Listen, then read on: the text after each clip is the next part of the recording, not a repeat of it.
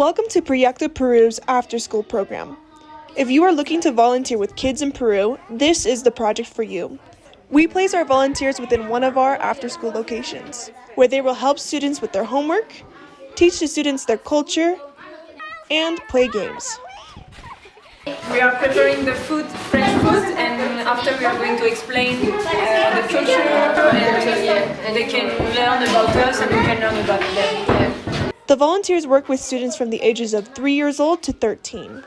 If you volunteer in our after-school program, you will be in charge of organizing educational, artistic, and sport activities, along with teaching the kids English.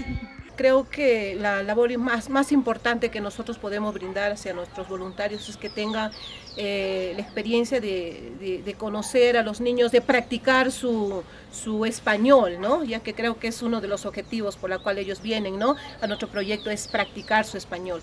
Tienen un intercambio, ¿no? Con los niños, conversan, hablan, juegan y pasan creo que un bonito tiempo, ¿no? Aquí en nuestro club.